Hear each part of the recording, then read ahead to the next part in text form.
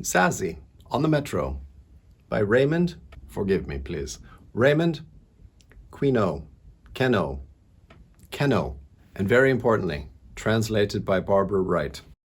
The translator deserves a whole lot of credit for this one.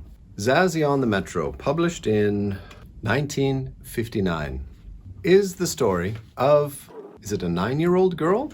I never really got a very firm grip on her age. She might be 9, she might be 12, she might be 15. I don't think as old as 15, maybe. Let's draw the line at 13. She cannot be any older than 13. Zazie comes to Paris to stay with her uncle. And the only thing she wants to do is ride the Paris Metro. She's not interested in anything else. And, sadly, the Metro is not running. The workers are on strike. Now we have this young girl from the provinces, and she's a bit foul-mouthed. She has no compunctions about expressing her strong desires and ideas about the state of things. We sense that her mother sent her to Paris to be with the uncle to get a bit of a break from her. No kidding. And so what are we to do with this young girl who's full of energy and very vocal about her complaints? What is the uncle to do with her to keep her entertained just for a couple of days? Well, she runs riot. It's a little bit hard to describe this novel. Impish, foul-mouthed Zazie arrives in Paris from the country to stay with her female impersonator, Uncle Gabriel. Uncle Gabriel works in a transvestite, used to be the old word. Come on, Grant. Some kind of a cabaret where the men dress up as women and dance and sing. It's funny, it almost sounds kind of quaint nowadays, doesn't it? But once upon a time, it was really quite licentious way to spend the evening. So he dances in a transvestite bar. Is that the best way to say it? He's a cross-dresser for the purpose of entertainment. And he's a big, strapping man. And so for him to put on a dress and dance around in a cabaret, he says that it's mostly a comedy act. However, he's it's a bit difficult to believe, this character. Anyway, that's Uncle Gabriel. All she really wants to do is ride the Metro, but finding it shut because of a strike, Zazie looks for other means of amusement and is soon caught up in a comic adventure that becomes wilder and more manic by the minute. Queneau's cult classic was made into a hugely successful film in 1960. Wow, just 1 year later, that's amazing. Packed full of wordplay and phonetic games, Zazie on the Metro remains as stylish and witty as ever. That is the thing about this novel that I think most people find it so enjoyable, is that it is written in a kind of a phonetic slang. If you wrote the way people actually speak, with a lot of, not jargon, but just a lot of slang, the way people kind of crunch all their words together, that is how it's written. And that is why I really want to give credit to Barbara Wright, because I can't even imagine what it would look like in French. How the hell would you translate that into another language? Well, that is the heartbreak of the translator. Have a look at that. There's the opening paragraph. There's chapter 1. There, chapter 1, paragraph 1, right there. Like, if it's not clear, you have to sound the words out to try to listen to what it sounds like, to catch the meaning. And sometimes it's not easy. And sometimes I just couldn't figure it out, but I kept reading anyway. It gets quite good when they take her to the Eiffel Tower as a consolation for the Metro not being running, even though she doesn't enjoy the Eiffel Tower very much. She thinks it's a letdown. She wants to ride the Paris Metro. She doesn't want to go up this tower. They do it to keep her distracted for just the short amount of time that she's going to be in Paris, making an absolute nuisance of herself. Really quite a handicap on their lives. Like, this little girl is an absolute terror. His niece, he's got to keep her entertained. But it is an absolute struggle because she's very likely to run off, to disappear in a crowd, to get bored and decide that she wants to do something. She wants to see something and she wants to go somewhere. What she really wants, aside from riding the Metro, she wants a pair of blue jeans. If she could just find herself a nice pair of blue jeans. She doesn't have any money, so we don't know how she's going to get them, but somehow she thinks she's going to get a nice pair of blue jeans somehow, and that will really make her happy. The story is really quite manic. What happens? They go to the Eiffel Tower, and somehow Uncle Gabriel, who's going to be doing a show that evening, he manages to take control of a busload of tourists. And for some reason, he displaces their tour guide, and he becomes their de facto tour guide because they like him as the tour guide, and they sort of reject the first tour guide that they had. And he decides that he's going to take them and show them the real Paris. And he's also going to bring them to his cabaret performance that evening as well. Make a little bit of extra money with all the tourists. Also, Zazie will be tagging along, even though no one is really quite certain if it is acceptable to bring a little girl of that age to a nightclub of that sort. Does she drink? Yeah, she does drink. Does she drink beer?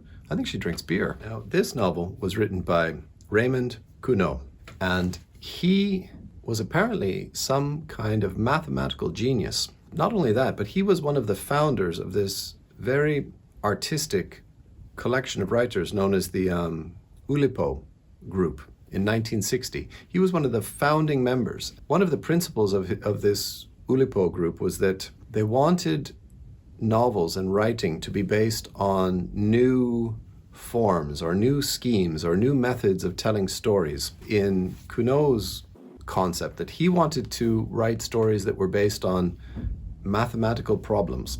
And something that he wrote, which just absolutely blew my mind, he wrote a collection of poems called 100,000 Billion Poems is the name of it. 10 sonnets. And as we all know, a classical Shakespearean sonnet is 14 lines. He wrote these 10 sonnets with 14 lines. Any one of the lines of the sonnets could be interchangeable with any of the other lines. That was how he came up with the title, that 10 sonnets, 14 lines is 140 lines of poetry. 10 to the power of 14 is 100,000 billion, because that's how many poems you possibly have. And if you're not sure if this man was a genius, I think that trying to write something like that confirms that he must have been. Like, who would ever imagine to try to do something like that? But that wasn't his only achievement. He also wrote a book called Exercises in Style. He wrote 99 variations of the same short story. The short story was about a man who encounters the same stranger twice in one day. He gets on the bus in the morning, he sees the stranger and he notices him for some reason. And later the same day, he sees that stranger once again doing something else. 99 short stories, different styles, same story. Sometimes I like to imagine that I have literary aspirations, and I sometimes even like to think that I have a little bit of talent when it comes to writing. And then I read the biography of this man, and not only his ability, but also how he tried to do something so unique and so different. I'm quite pleased if I can write a well-constructed short story. He wanted to change the entire fabric of what it means to write short stories. Mental gymnastics that he must have been going through it. I throw my hands up and I say, okay, I acknowledge you as a great master. So in founding the Oulipo Group in 1960, with members such as George Perec and Italo Calvino, his idea was that the seeking of new structures and patterns which may be used by writers in any way that they may enjoy. And a little bit more casually, he said that the construction of these new methods of writing were like rats who construct the labyrinth from which they plan to escape. It is a rip-roaring, not an adventure, but wild, zany antics kind of a novel. Unfortunately, I wish that I had have read it when I was 18 years old, 19 years old. To read it at my advanced age was unfortunate that it came to me so late in my life, because while I was reading it, I was constantly thinking to myself that would I have ever have loved to read this when I was young? It very much is an exciting, zany, screwball kind of a novel that really appeals to young people who enjoy that kind of silly style of writing, goofiness. I don't like that kind of stuff today. I respect it. Quite an accomplishment to write a novel in a slang, unique style of writing that is very unlike just using common everyday language that all authors use. To try to invent a new style, such as the guy that wrote A Clockwork Orange, when he invented this new futuristic slang. There's a good example. Or as another example of a translation, there was Alexander Berlinplatz by whatever the guy's name who wrote that one. Yes, it is a great, laudable artistic achievement to write something in this unusual language that we are unaccustomed to. Today in my life, I've moved beyond the zany ears, and I moved beyond I have this soft spot in my memory for Monty Python. Their absurdist take on the world, weird new method of television humor. Yeah, it never gets old. However, even though Monty Python is still I think it is still as exciting today as it was when I discovered it in the 1980s, I'm sure that I don't want to sit down and watch Monty Python's Flying Circus this evening. It's nice to have those memories. Yes, I remember the lines. Yes, I remember the actors. Yes, I remember the punchlines. But do I want to sit down and watch it this evening or next week? No, I don't. I'm quite happy to leave it there in my memory. Sometimes you just get too old for things. And it's not a bad thing. It's just that one of the sadnesses of life is that eventually you will get too old to enjoy certain things. I just think that I've got a little bit too old to enjoy the book as much as I would have had I read it when I was a younger person. Does it mean that I can't enjoy it now? No, I did enjoy it. All of the irreverence, I see it, I nod my head, yes, it is irreverent. Yes, that is to make one laugh. However, I don't laugh anymore. I'm too old. Laughter just doesn't happen anymore. But read it. You must read it. That's the thing, is that even though the humor doesn't land with as much of an explosion as it would for somebody with a lighter spirit than a middle-aged man, it's still an enjoyable read. Even as a bit of a time machine, to go back to 1959, to see society in Paris in 1959. It is a completely lost world, and this takes us back there in a very oddly peculiar way. If you know any young people who really get into literature and they want to read the wild and crazy stuff, this is a great book for them. I think this book, when I was thinking about it, trying to place exactly when in my life I would have liked to have read it, I ideally would have read this novel directly after reading Catcher in the Rye for the first time. I was 19 years old, I read Catcher in the Rye, and this would have been a perfect thing to read just after that. The portrait of a young person at large in a major metropolis, full of mischief, full of desire, full of things that they want to have that they cannot get, and how that shapes the novel. It would have been perfect if I had read it then.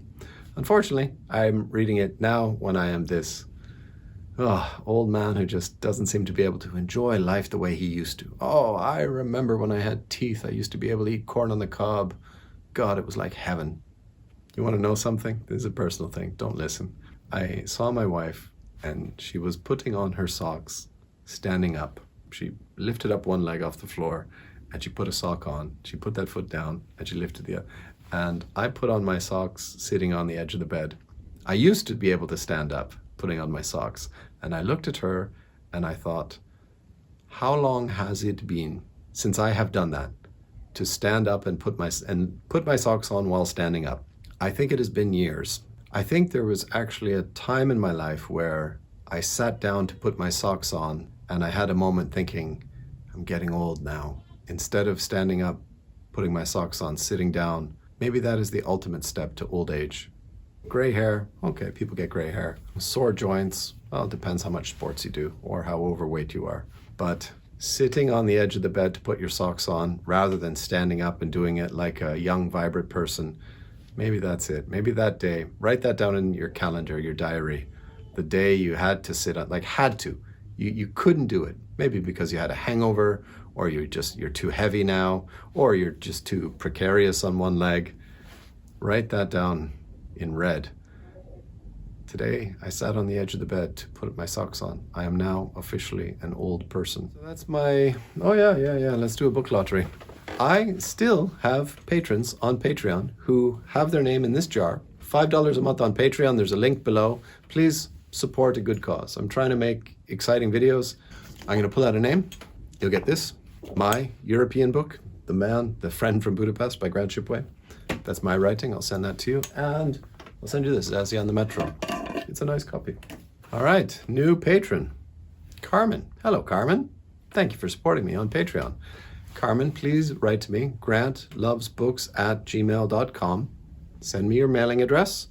I will send you that, and I will send you that, okay? And if you want to get in, I think the book lottery is just about finished, but as long as there are people supporting me on Patreon, like new subscribers to my Patreon account, I will keep running with it. You should support me on Patreon. Every week I write a weekly blog about what's happening in my life, and usually it is it's probably very boring, but there is a lot of drama.